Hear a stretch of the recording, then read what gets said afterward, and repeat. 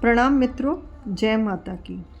आज कर्म योग अध्याय श्रीमद् भागवत गीता अध्याय 3 श्लोक संख्या 29, 30, 31 और 32 को आज श्रवण करेंगे, जहाँ श्री कृष्ण हमारी प्राकृतिक के बारे में कि 3 प्राकृतिक रज सत्व और तमस के बारे में बताते हैं। श्लोक संख्या 29।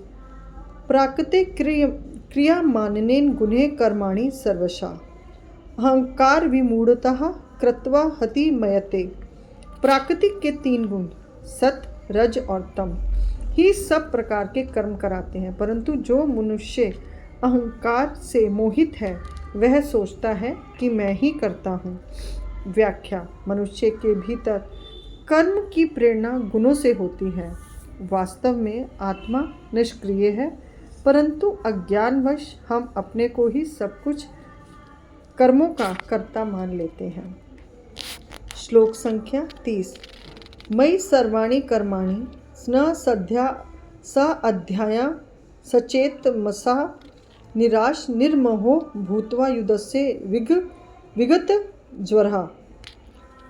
भावार्थ।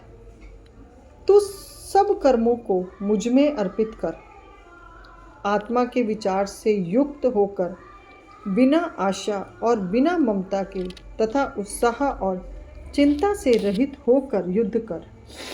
कर्म। व्याख्या।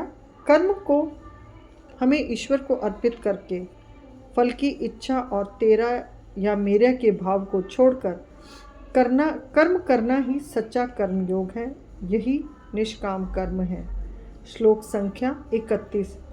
येन मे मिदः नित्यं अनुतिष्ठति मनवः श्रद्धावन्तो सयोतेः मच्यते यद्यपि कर्म भी।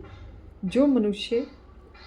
भावार्थ। जो मनुष्य इस उपदेश का नित्य पालन करते हैं, श्रद्धा युक्त होकर दोष दृष्टि रहित रहते हैं, वे ही कर्म बंधन से मुक्त हो जाते हैं। व्याख्या।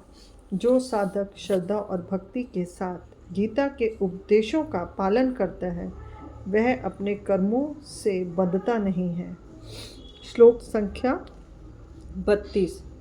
येन तत्व भय स यतो अनुतिष्ठन्ति मे मतम सर्वज्ञान विमूढ़ा सा स्थिता विदन्ति नष्ट न चेतस्य। परंतु जो लोग इस उपदेश में दोष देखते हैं और उसका पालन नहीं करते, उन्हें तू सब ज्ञान से हीन और नष्ट प्राय मूढ़ समझ।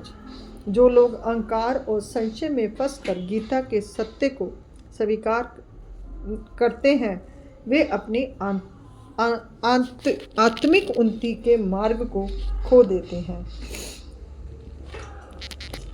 अब इन श्लोकों से हमें ये पता चलता है कि हमें अपने जीवन के अंदर निष्काम कर्म करने हैं और सभी कर्म ईश्वर को समर्पित करते हुए करने हैं। यही 3 प्राकृतिक है। जय श्री कृष्ण।